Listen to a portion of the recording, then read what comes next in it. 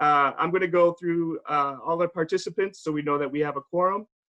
And starting with Amber Sosa with City of Sparks, Angela Foose, City of Reno, Chris Tolley, TMRPA, Enos Hahn, FHWA, Kevin Verdi, NDOT, Kurt Dietrich, City of Reno, Lissa Butterfield, Reno Tahoe Airport, Mitchell Fink, Washoe County, Mike Boster, the school district, Tara Smaltz, NDOT, Daniel Inouye with the Washoe County Health District. And I see a few phone numbers on the line. If you can identify yourself, if I haven't called your name, if you are a member of the TAC, I would appreciate it for purposes of roll call.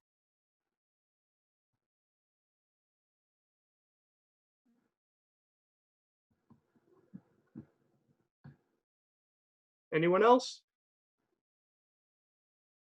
Dan, it's Molly O'Brien with Kinley Horn. I'm on the call as well. Thank you, Molly. Okay, Amber, I think we're, Jackie, we have a quorum.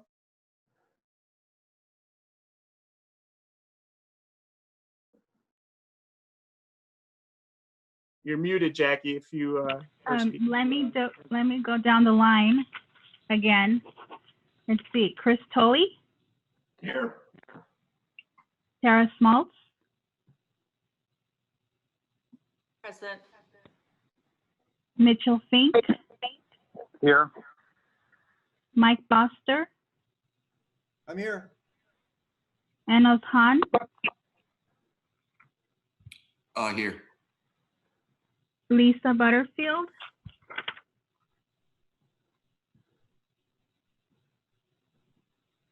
Kurt Dietrich. Here. Amber Sosa. Here. Scott Nebeski.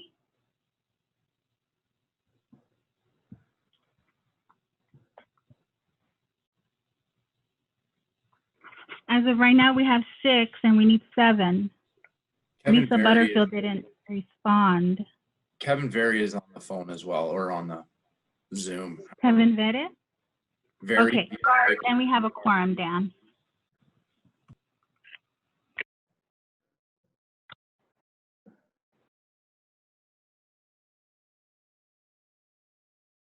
So Amber, if you want to kick it off, I think we're good to go. Perfect. Thank you, everyone. Welcome to the June 3rd RTC TAC meeting, and we will jump right in with item number 1, approval of the agenda. Hopefully everybody's had a chance to look it over. If so, would anybody like to make a motion? So moved. Crystal, TMRPA.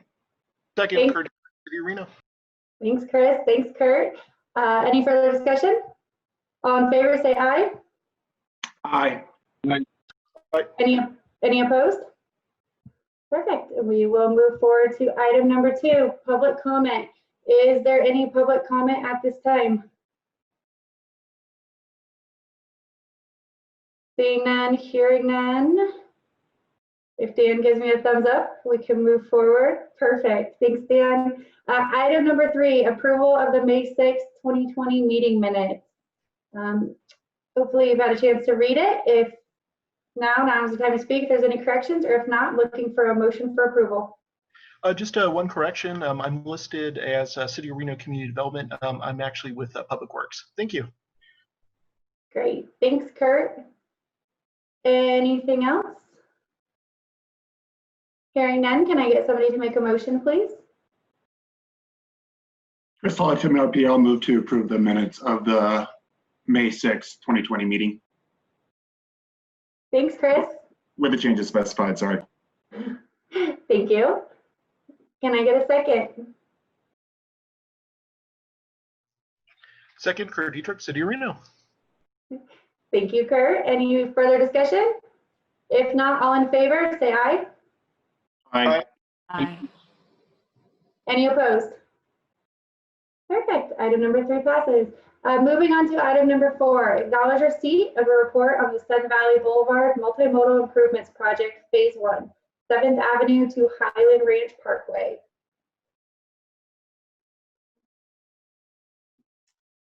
Maria will be presenting that. And Maria, I believe you have a presentation that you should be able just to share your screen, but let me know if you have any issues.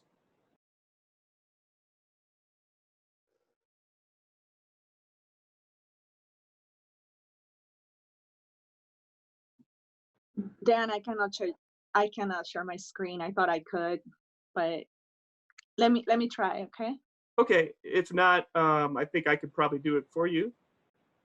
Dan, you might be able to or it might be locked as well as in terms of screen sharing. Okay, thank you, Chris. Maria, I'm going to make you a co-host just to see if that helps.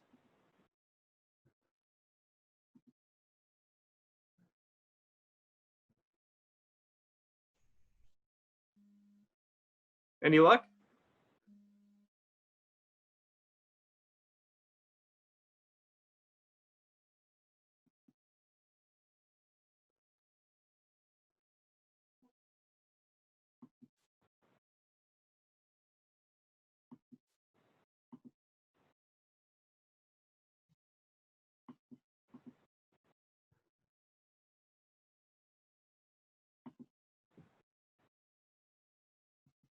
Can you hear me now? We can hear you. You couldn't see my screen, could you? No. Okay. Then I don't know how, or I can't. Okay, let me try it. Doing it on my end here. Bear with me just a minute.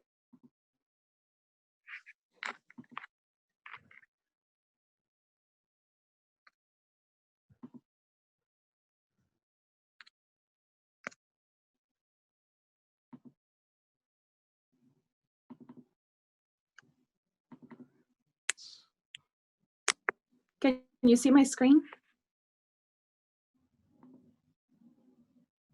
We can Yes. see your desktop. Okay. Yay, can you see it? There it is. Yes. Thank you for bearing with me. Like Dan and Amber said, my name is Maria Paz Fernandez, and I'm the project manager for the Sun Valley Boulevard Multimodal Improvement Project. This project starts construction on this month. We have a tentative starting date of June 15th, so in a couple of weeks. We selected Q&D Construction as our contractor, so we're working out the contract and get this project started. This project comes from the Sun Valley Boulevard Multimodal Corridor Study. So it started at Clear Acre all the way down to Highland Ranch Parkway on Sun Valley Boulevard. However, this specific construction project, we're calling it Phase 1. We're starting at 7 all the way to Highland Ranch Parkway. So it's pretty much all the Washoe County right away. The goals of this project is safety and connectivity.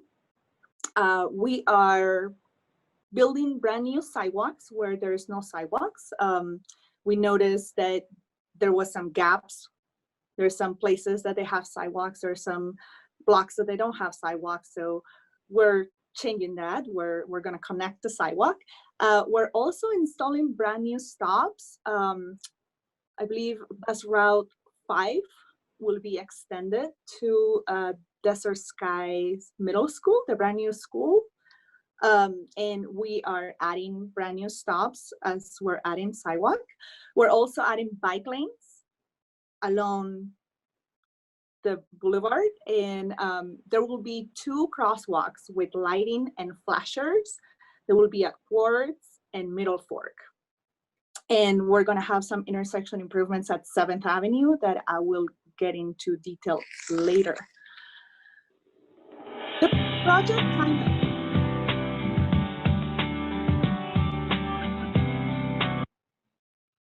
That was not me.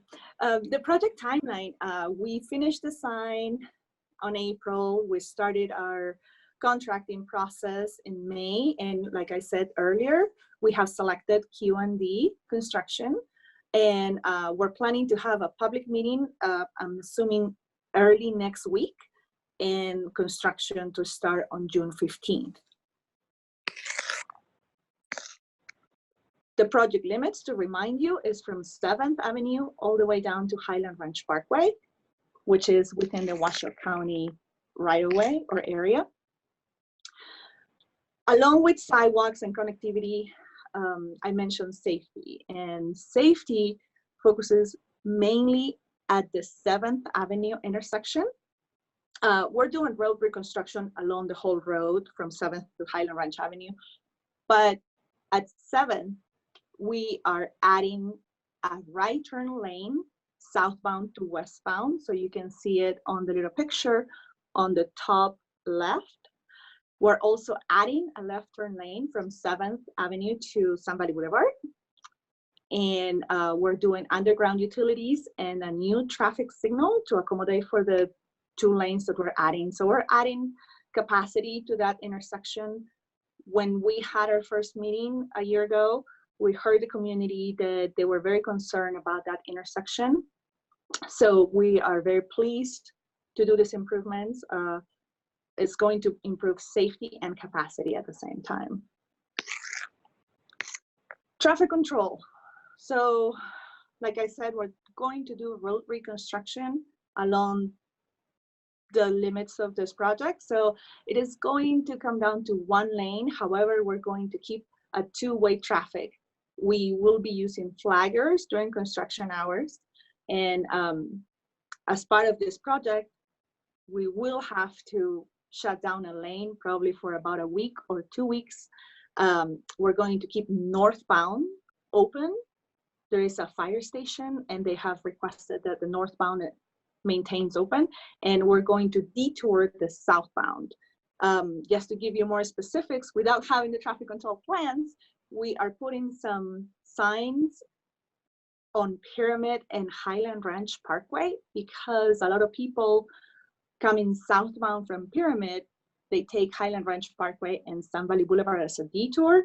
When we're doing construction starting the 15th of this month, perhaps it won't save them any time, because with any construction comes a little bit of delay. So I will advise the community to either take another route or give themselves 15 to 20 minutes extra every day on their commute.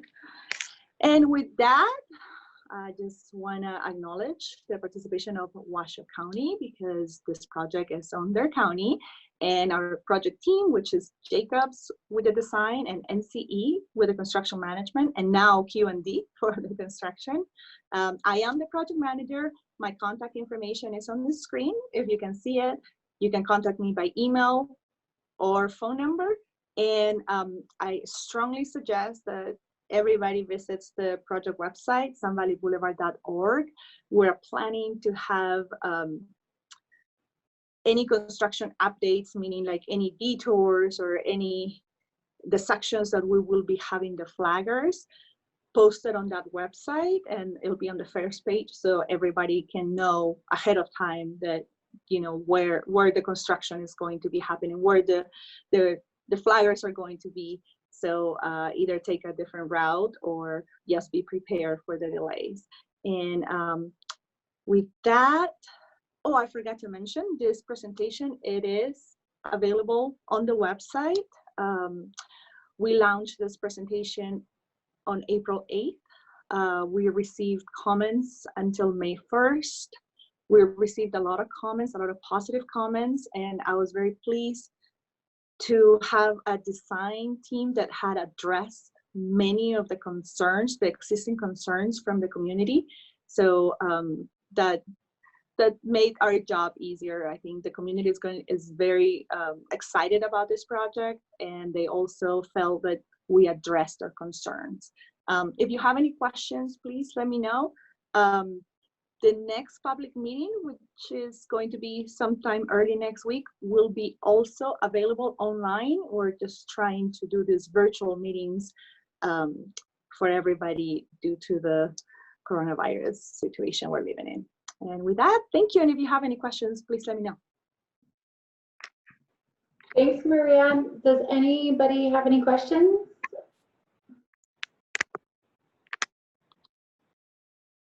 Okay, seeing none or hearing none, can I get anybody to make a motion to acknowledge receipt of this report?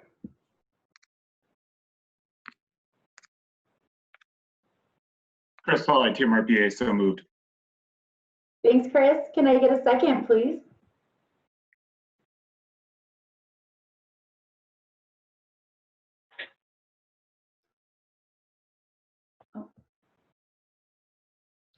Anybody willing to second the motion? This is Kevin Berry. I'll second it. Thanks, Kevin. Any further discussion? If not, all in favor? Aye. Any opposed? Thank you so much, Maria. Moving on to item number 5, provide feedback and acknowledge receipt of a report on the proposed 2020 RTC ride service change. Thank you, Amber. Good morning. Let me see if I can share my screen.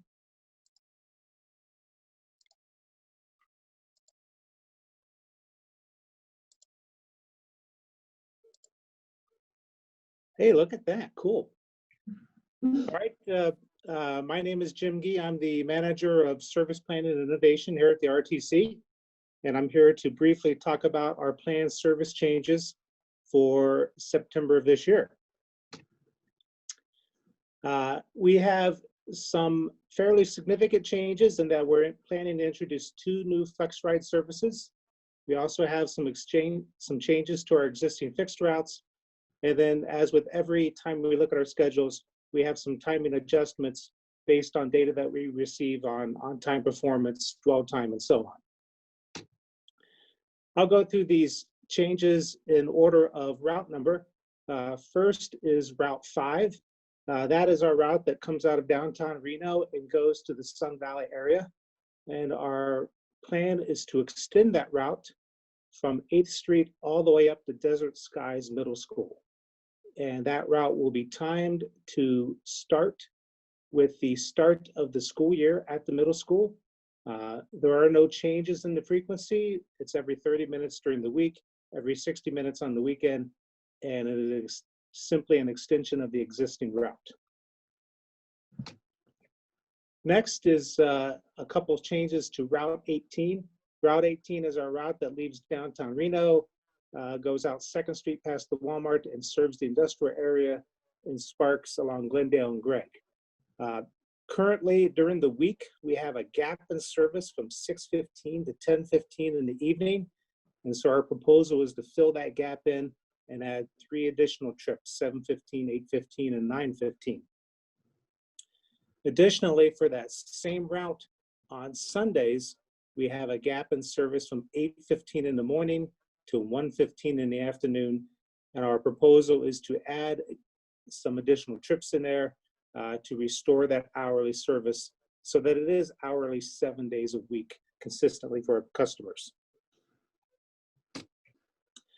Next is Route 25/Route 26. Route 25 is our current route that goes from Centennial Plaza, out Prater and Sparks, and currently turns around using Howard, Lincoln, and McCarran. What we're proposing to do is take that route and extend it instead out to the Northern Nevada Medical Center. So it travels Prater all the way from essentially Centennial Plaza to the hospital. And we're going to renumber it as Route 26. Route 26 is our old route number that used to go to the hospital, and it's what our customers think about when they think about service to the hospital. So we do drop that little loop on Howard and Lincoln and McCarran, but essentially that loop was this place for the bus to turn around, and we're extending the existing route out to the hospital. No negative impact on frequency. It'll still be every half hour, and that route will connect with our FlexRIDE service in Sparks all along that corridor. Next, we propose to introduce 2 new FlexRIDE services, one in the Somersett area and the second in the Spanish Springs area. Both of these services are planned to start sometime this fall. Just as a reminder, FlexRIDE is essentially our service, our version of Uber or Lyft, where the passenger hails a bus. They could use an app where they could track their vehicle. They can do it the old-fashioned way by calling an operator. They can use a website or just walk up to the bus. But that bus travels anywhere within a specified geographic area, providing curb-to-curb service on demand based on where the passenger wants to go. It uses smaller vehicles similar to our access vehicles, meaning that it uses minibuses or vans and the fare is the same as our fixed route fare. The first FlexRIDE proposal is to extend or create a new FlexRIDE service in the Somersett Verdi area. The original zone was in yellow here, kind of a pale yellow, and it covered most of the Somersett area with connections to our fixed route at Walmart, at Charlins and Avenida de Landa, and at the Northwest Library. Based on public comment, we've extended it to the Verdi area, also covering the Boomtown Casino and also the residential areas of Verdi. Next, with the Spanish Springs area, we actually had two proposals we received feedback from. The first proposal was to create a standalone FlexRIDE service serving just the Spanish Springs area. And that would be the area essentially from the Costco, Walmart area north up to the Spanish Springs Library. And that was on the map here in orange with our existing Sparks FlexRIDE service in blue. Public feedback was very strong, though, that we should look at merging those two services and creating one large seamless zone for customers. And so that's what we expect to do. The two zones will be mixed and merged so that a customer living in the existing Sparks zone can travel all the way to the library in Spanish Springs and vice versa. Likewise, this zone will also connect with our main transit center at Centennial Plaza. And so customers can travel from anywhere in Reno or Sparks and get to the Spanish Springs or Sparks area for employment or recreation or whatever they wish to do. Just additional information on those FlexRIDE services. Those zones that we have and we show, we can modify those very, very quickly. Typically, it's about a 24 to 48 hour turnaround for adding new areas to the map. So because of the inherent flexibility of the service, we can really add and subtract areas based on demand to make sure our service is running very smooth. If you may remember, the FlexRIDE started in November of this past year, and it was under a contract for a pilot type of service. And so while we are planning these new FlexRIDE services and running our two existing FlexRIDEs, we're now in the procurement process to find a software package that'll become a basis foundation for our service going into the future. Once that new software is procured sometime this fall, then those two new zones and our two existing zones will switch over to that new software package. So we won't be in a pilot phase anymore. We'll be on a more permanent solution for our service. And then finally, as with any time we look at our schedules, we have an ongoing process where we look at all of our on-time performance data, dwell data, ridership data, and we use those to massage our service to make sure that we're meeting all of the expectations of our customers. Every assignment that we do has those changes built in there. And so we always highlight the fact that we're having additional changes this fall based on what we see out on the road.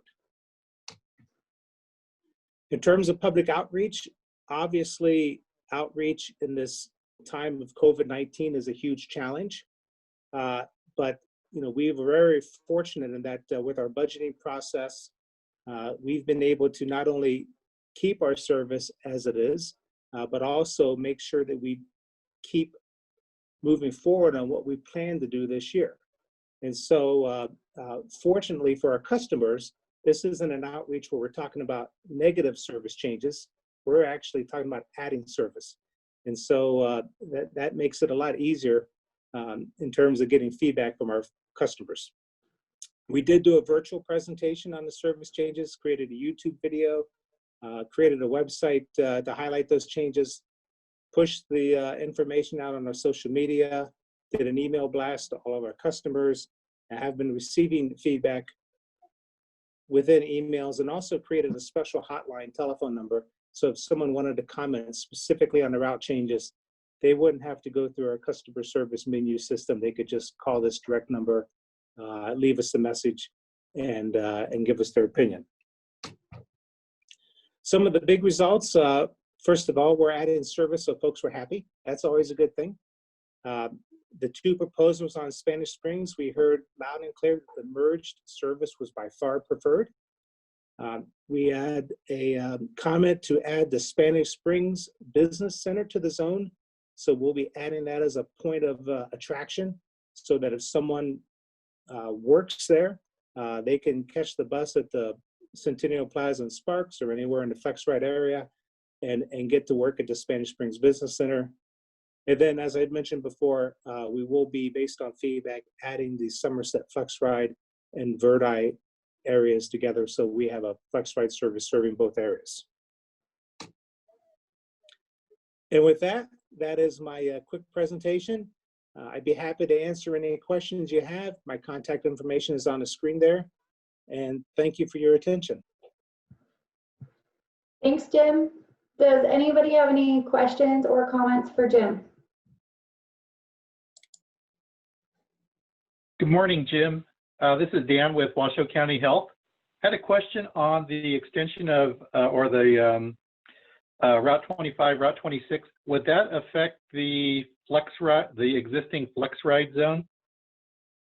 No, what it really does is it adds more locations for someone from FlexRIDE to transfer to the fixed route system, because we have an existing policy where if a FlexRIDE sees a person at a regular bus stop, they're to stop and see where they want to go.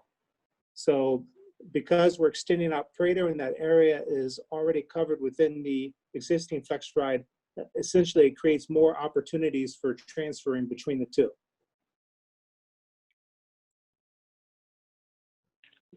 Great, thank you.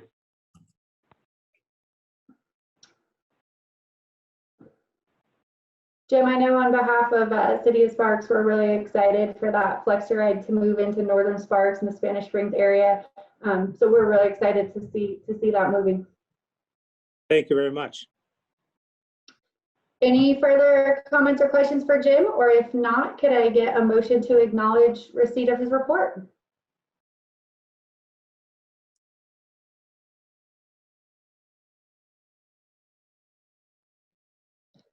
So moved, Kurt Dietrich, City of Reno.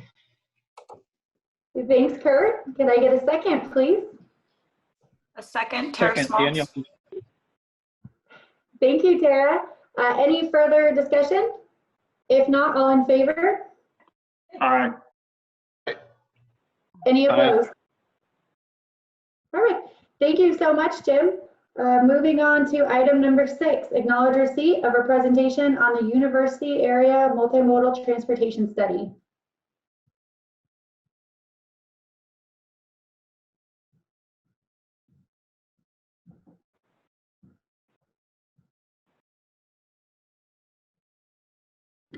Thank you, Amber. Can you hear me? Yes, we can. Okay. Good morning, everyone. This is Xuan Wang with RTC Planning. I'm the project manager of the University Area Transportation Study. And our consultant is Kimberly Horn, and Molly O'Brien is our consultant project manager. I was here to give a presentation at the TAC, I think last August, to give an update of the study. So as we are ready to wrap up the study, I'm going to give another presentation today, and Molly and I will try to address any comments or questions you may have in the end. Okay, so here's an overview of the presentation today. We'll first talk about the project scope and focus area, and have a review of the project progress and the analysis results. And then we'll go over the recommended improvements and next steps. So as you can see on the map, the shaded area is our focus study area. Is to the south end of the university campus, is known as the Gateway District. The reason we chose this area is because the university is going to build a parking garage on 9th Street, as well as 2 university buildings. And we also know that there are a lot of student housing developments are going to happen around the university, together with the growth of the university enrollment and employment. So in the study, we wanted to look at the existing and future conditions to conduct public and agency involvement. We have a project technical advisory committee with members from the university, City of Reno, NDOT, and the RTC. I know many of our TAC members today are also involved in this study, and I want to thank you for participating. So in this study, we also developed and evaluated the different alternatives in terms of different roadway network improvements. And then we also developed a draft report. Right now we are collecting comments to finalize the report. Here's an overview of the project progress. So by far we have had many project TAC meetings throughout the study. We also had different public outreach events, including 2 pop-up meetings at UNR and Food Truck Friday last year, and a formal public meeting at the Evelyn Mount Community Center. We also conducted walking audits in the study area to assess pedestrian facilities. We developed a land use memo to document potential future developments in the study area. So last year, we also hosted a TAC workshop. In that workshop, the TAC members got together and developed different scenarios with different network assumptions. In fact, we had 7 different network scenarios. We analyzed all these scenarios and evaluated each scenario, how they work for the traffic situations. Here we're going to have a review of the analysis results we have so far. We'll look at the vehicle level service, transit, also bike and pedestrian analysis. We'll take a look at the safety analysis and future land use and traffic forecast. So this map here shows the 19 intersections. We collected turning volumes during peak hours and then conducted a level of service analysis for these intersections. And as you can see, all these intersections are currently operating at an acceptable level of service. Here's an overview of the existing transit in the study area, including both the RTC routes and the UNR shuttle services. And these maps show these routes on the left. You can see the RTC routes with Route 7 and the 17. The Route 17 was just discontinued earlier this month. And we also have the new Midtown UNR direct service. This is a new route that was opened last year. And on the right, you can see the UNR shuttle service, the PAC transit, and also a temporary shuttle line going to the downtown PAC, Wolfpack Tower. So this downtown route may have some changes in future too, when the university changes the housing location. So these 2 maps show the pedestrian facilities condition. On the left, this map shows the sidewalk width, with the red showing a narrower sidewalks width from 3 to 4 feet, and the green lines show wider sidewalks, which are 6 to 8 feet. In the area, you can see mostly the sidewalks are in the middle range, 4 to 6 feet. And on the right, you can see the sidewalk conditions. This is to measure how nice the surface of the sidewalk is. So with the red showing poor and the green showing good. We also looked at the bicycle facilities, and on the left, we can see existing and planned bicycle facilities. And on the right, you can see the bicycle level of traffic stress, with the red being highest traffic stress and the green showing little traffic stress. We also looked at safety through 3 years of crash data from 2015 to 2017. The blue markers are showing vehicle crashes, and the brown markers are showing bike and pedestrian crashes. And in this area, during these 3 years, we also had the 3 fatalities, 3 fatal crashes, and all these 3 crashes are pedestrian crashes. And then you can see the locations of these crashes on the map. So during the study, we also collected the information about future land use potential new developments. As you can see in the study focus area, we have the UNR parking garage and the 2 university buildings, as well as some new proposed student housing developments. And these,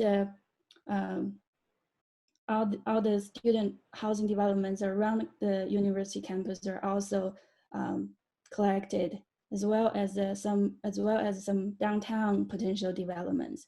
And these land use information are converted into travel demand model input. So we run the travel demand model to forecast the future traffic and evaluated traffic level service and the congestion level based on this information. So this map here shows the recommended improvements developed through the study.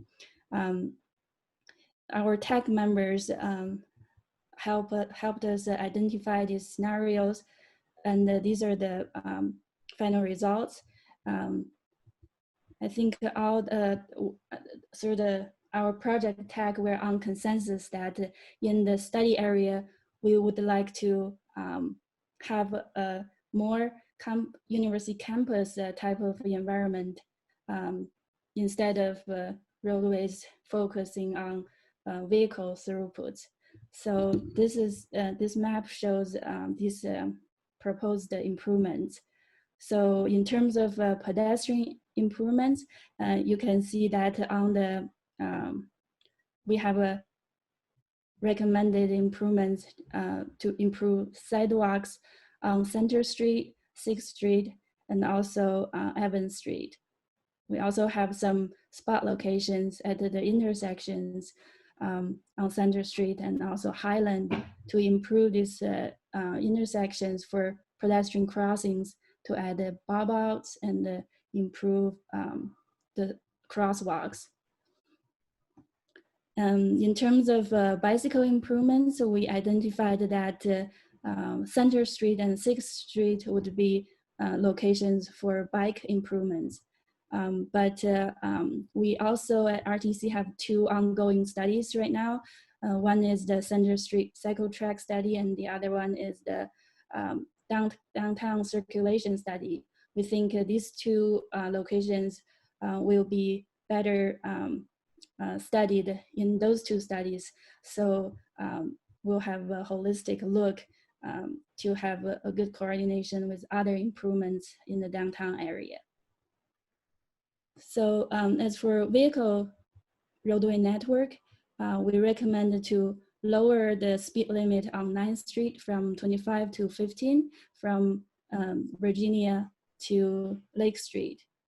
And then we also propose to have a new road constructed from the new UNR garage, parking garage, to from Lake Street to Evans Street through the existing park right now. Currently is the Horseshoe Pit, so that's why we call it the Horseshoe Pit Road here. So with this new road, we'll be able to close this area on 9th Street from Lake to Redker Street, and also on Evans Street from the new Horseshoe Pit Road to the 9th Street. This way we'll be able to prioritize the bicycle and pedestrian safety. At the same time, we slow down vehicle traffic and still provide some of the necessary vehicle connections. So we also recommend to realign the Riker Street to provide a smoother connection for the rerouting traffic. So with that, on the east side, we also propose to have a new connection to extend 9th Street through the UNR farm to connect the valley to Wells. So with this connection, we provide additional vehicle capacity and options for the routing. So that's generally what we developed through the study in terms of recommended improvements. So with that, we currently have a draft report in circulation right now to collect the comments and address those comments. And today we hope to hear from TAC and CMAC to get additional comments, and as well as from the public. We'll have the draft report on the RTC website, so you can download and have a review. We plan to have this study presented at our June 19th board meeting. And then after that, we'll finalize the study report and wrap up the study. So with that, here's my contact information. And if you need additional information, please feel free to contact me. And Molly and I are here today to answer any questions you may have. Thank you. Thank you so much. Are there any questions or comments?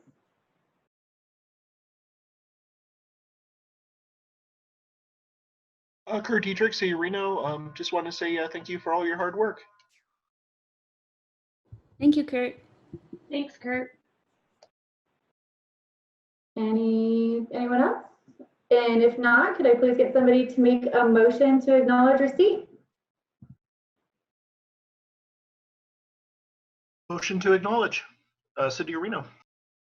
Thanks, Kurt. Can I please get a second? Chris Foley, TMRPA, second. Thanks, Chris. Any further discussion? If not, all in favor, say aye. Aye. Aye. Any opposed? Perfect. Thank you so much. Moving on to item 7, recommend approval of the 2050 Regional Transportation Plan, the RTP guiding principles. Thank you, Amber. I could take this one, and I'm going to share my screen. I know everyone has this in their agenda packets, but just wanted to pull it up so everyone's looking at the same thing. And so as everyone knows, we've kicked off development of the 2050 RTP earlier this year. And once we started that, we wanted to try to go out to our agency working group and the public to ask for the vision of what they thought the future of the transportation system should encompass in 2050. And you probably recall we posed the same question to this body here, asking for like 3 words or phrases, that kind of represented everyone's individual vision. We also brought this to staff, and we had an online survey that ran for about 2 months. We had about 381 participants. So kind of really put this question out to the community as a whole. And based on the feedback we got, we realized that what everyone's vision was very much in line with what was already a part of the current 2040 RTP. But we did see maybe an opportunity to update some of those guiding principles. And so what you see on the screen before you is just staff's recommendation of some minor changes to those. So currently we have safe and healthy communities, and we still think that's very applicable. we're proposing, instead of economic development and diversification, changing that to economic vitality and innovation. That was one of the common themes we kind of saw throughout, was this word innovation or references to technology, just realizing that the landscape of mobility is changing. And certainly when we're looking at a 20-year horizon, that's something that we'll need to kind of evaluate as part of this plan. Sustainability seemed still relevant and applicable on people's minds. And then just a minor wordsmithing maybe of this last one, we were talking about increased travel choices, and just kind of dropping the increase to just having travel choices, realizing again that mobility is starting to evolve and take on a lot of different forms. And so we felt like this maybe would just be kind of all encompassing. So it's pretty simple. This is what we're proposing. We're going to be bringing this to the RTC board on June 19th at their June board meeting as well. And just looking for input, feedback from this group. I know everyone kind of weighed in early on, but just looking for approval of this recommendation. And I'll turn it over for any questions. Thanks, Dan. Does anybody have any questions or comments?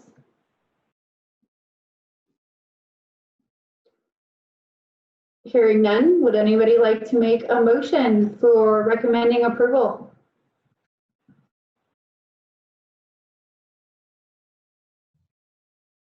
Chris Tolley, TMRP, I'll recommend approval of the 2050 RTP guiding principles proposed. Thanks, Chris. Can I get a second?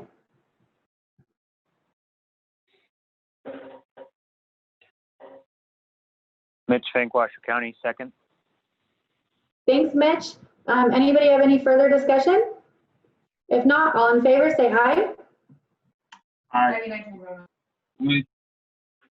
Any opposed? Approval passes. Thank you, Dan. Thank you. Item number 8, receive a report on the measures that the RTC is implementing in response to COVID-19.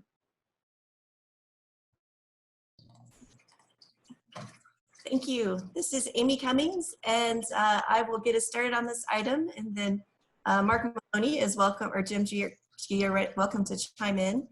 The full list of items and measures that we've taken in response to COVID-19 is in your board packet. So I don't want to read all of those, but provide a few highlights. Of course, first and foremost, we're very grateful to the Nevada delegation for their support in the CARES Act funding. That is what's allowing us to not cut service. Many transit systems across the country have had to cut service. And here we are still facing a reduction in sales tax, dramatic reduction in fare box revenues, but that CARES Act funding is allowing us to continue with the service changes that we just talked about earlier this meeting. We're taking many measures to protect the safety and health of our customers and our transit operators and staff. Ridership is now down about 55%, which is slightly increased from our low of being down about 63%. So we're happy about that. We know that we're starting to open up more as a community this week and in coming weeks. So we look forward to those numbers increasing. And as that happens, we have marked off some seats in our coaches to increase distancing of our passengers. We have installed some movable plastic barriers that are available to our operators to use as they see as needed to provide a bit of a barrier between themselves and passengers. And we've provided masks and sanitizing materials and gloves to our operators as well, and are getting information out through social media and messaging at our transit stations about how people can ride safely. On the roadway construction side, road construction crews are continuing to follow state and OSHA guidance on how to stay safe on a work site. And as many of you are familiar, our acceleration of the Virginia Street project has been very successful. We are now open back up to one-way traffic southbound, and people are able to enjoy those sidewalks and some of the early paving work that has been done. And we're on track to finish the Virginia Street Midtown construction in August. So that's about 2 or 3 months ahead of schedule. We're very excited about that. In terms of our administrative offices, we are still closed to the public at this time, pending further direction from the state and the health district. We are starting to bring back more staff starting next week. Operations continue as they have throughout the entire COVID crisis to continue. Staff are still working, even though many of them are working remotely. So we're still available to you and accessible to you to keep projects on track. And with that, I welcome any questions and also want to give any of the other RTC team an opportunity to add anything that they would like.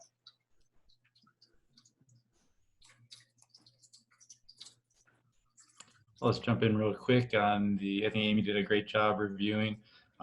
What we're looking at is mostly what is the experience that others are doing, what we can gain across the United States. We've had a good job of getting information sharing out there through our APTA, or kind of the transit support group for us. And we're kind of taking those things and learning and adjusting, and it seems to have been working out well for us to this point, but we can always do better. And we're looking at possible hand sanitizers on the vehicles as we roll out a little further down, as more product becomes available, and some other best practices. One of the things that had given a lot of security feel for our drivers is actually having a full-time nurse who will voluntarily check temperatures and give any other information or guidance to our operators. So that has been a good plus too, as one of kind of a unique thing that we've done.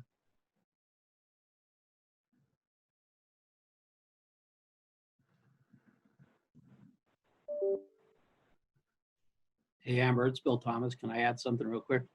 Please. So, here. Got this nice background I want to use. I'm not sure if everybody's in bed. Is that why they're all not on the screen? But if they are. I just wanted to add to what Mark said. I think everybody on the call knows that the transit system is very important, you know, from the big picture for air quality, but also for relieving stress on our roads to be able to keep up with the infrastructure improvements we need. One thing that would be really helpful to us, because all of you talk to people and people ask you questions, and you know, in this day and age of massive amounts of information flowing around, I think all of you have particular credibility with individuals you talk to. But the bus system is safe. There's been some recent controversy, for those of you who might have followed it, where CDC had recommended that people not use public transit related to COVID-19. And while that might sound really simple, it can be very damaging, you know, short-term and long-term in terms of people using our transit system. We always struggle with getting more people on our buses, but to go backwards is going to be even more challenging. So my ask would be of everybody on this call, to the extent you have an opportunity to talk to your peers or to other people in the community, share with them that there have been no incidents of COVID spread on any of our buses. And as Mark said, we have a lot of very aggressive strategies to prevent that from happening. You know, nobody can guarantee anything, but I would just ask everybody on the call to help us out in terms of making sure we don't go backwards on use of our buses and our transit system, and actually all of you, to the extent you can, help us get more and more people on it. So thank you, Amber. Thank you. Any further comments from RTC on this item, or any questions or comments for anybody else for RTC?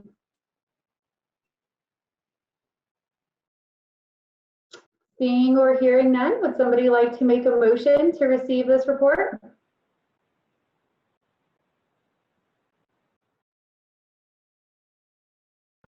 Chris Tolley, Team RPA, so moved. Thank you, Chris. Can I get a Go ahead, Kurt. Oh, okay. Seconded, Kurt Dietrich, City of Reno. Thank you. Any further discussion? If not, all in favor, say aye. Aye. Aye. Any opposed? Aye. Oh. Thank you. Moving on. So we are on item 9, development updates. Would City of Reno like to start? Certainly. Angela had to drop off, but she just emailed me a statement. So she stated that we're starting to see a lot of interest in development in the downtown area, which is leading to several requests for roadway abandonments. We will keep the group updated as projects come forward for review and recommendation by council. Great, thank you, Kurt. Washoe County.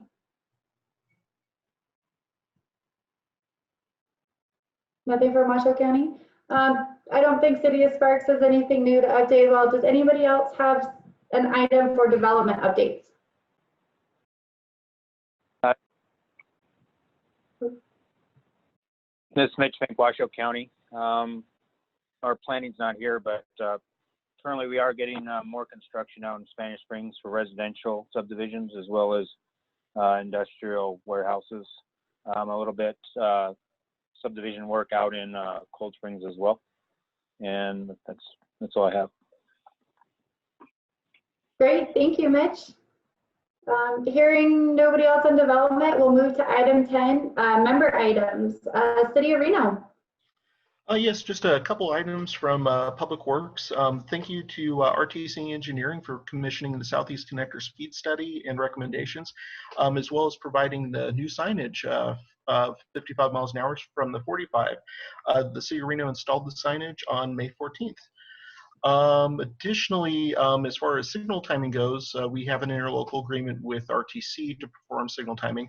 Unfortunately, due to COVID, obviously the volumes are down, so we're focusing on free timing of the signals, clearance timing, max screens, etc. So that's the direction we're going there, and nothing further. Thank you. Thanks, Kurt. Reno Tahoe Airport Authority. Hi, this is Alyssa. No, I don't have any updates today. Thanks, Lisa. Nothing from City of Sparks. We'll move on to FHWA. Nothing to update at this time. Thank you. Washoe County. No updates. Thank you. Air Quality Management Division. Good morning. Nothing more to update this morning. Thank you. Thank you. NDOT. Good morning, this is Tara. Updates that I have that are going to affect the region is more related to construction projects. The SBX Spaghetti Bowl work is starting to occur there, mostly day work as of right now. And then the big one would be the Par Bridge structure on 395 in the North Valleys. June 12th is the anticipated weekend to essentially to drop that structure, and the 395 mainline traffic will be using the ramps. So definitely impacts in the North Valleys. Other ongoing construction in the area would be McCarran from South Virginia Street moving west up to 4th Street. Night work will start there for mill and overlay and ADA projects. And then on the McCarran on the Spark side from Gregg to Crater intersection improvements, pedestrian ADA stuff. Those are kind of the big ones in the area. Great, thank you, Tara. TMRPA. Chris Tolley, TMRPA, a couple updates. The first is the Daybreak appeal. We'll be going to the Regional Planning Governing Board on 6/11 next Thursday, and that we are preparing for that to be an online meeting with limited staff and the actual appellants in the chambers for the meeting. And then the annual reports, which we normally take around this time each year, will be going in, that process will be ending in August. So that's it for us. Thank you. Thanks, Chris. Washoe County School District. Hi, this is Mike Boster. Just the only thing I'd like to add this morning is that we're still full speed ahead on 4 new schools. That'll be 2 of them will be opening this August. That's Hers Middle School out in Arrow Creek, and then the John Bohatch Elementary School out in Spanish Springs. And then following next year, 2021, we've got the Michael Inskeep Elementary School coming out in Cold Springs. That'll be open 21, and then New Hug High School at Wild Creek is still on schedule for 2022. So that is the update. Thanks, Mike. Thank you. Did we have anybody from Reno Sparks Indian Colony jump on? Nope, I didn't think so. Okay, moving on to item 11, agenda items for future TAC meetings. Does anybody have one they're waiting to share?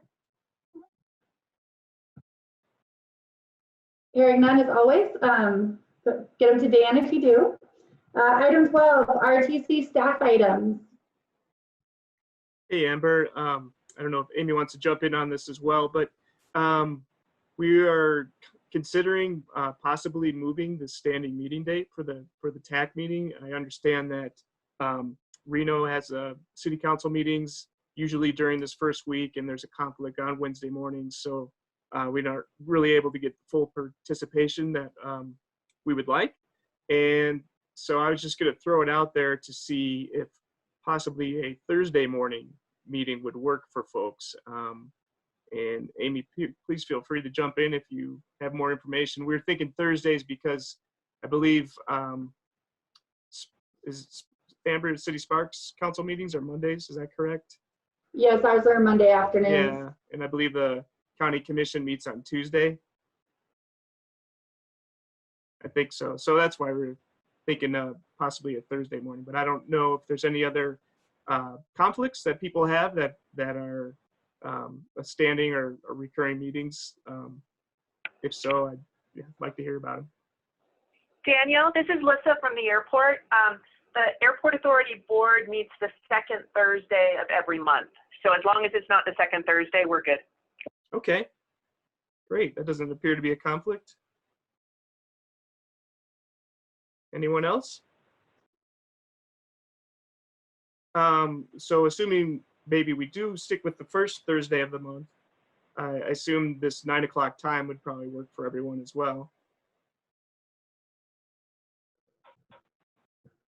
Yes. Hey, Dan, this is Dan with Air Quality. Would that require a change to the bylaws? It might. I have to look at those that become more familiar. So might not be like starting in July, but you know, we'll have to kind of look internally to see, you know, what we need to do to kind of make it official. But just kind of wanted to get the conversation going this morning.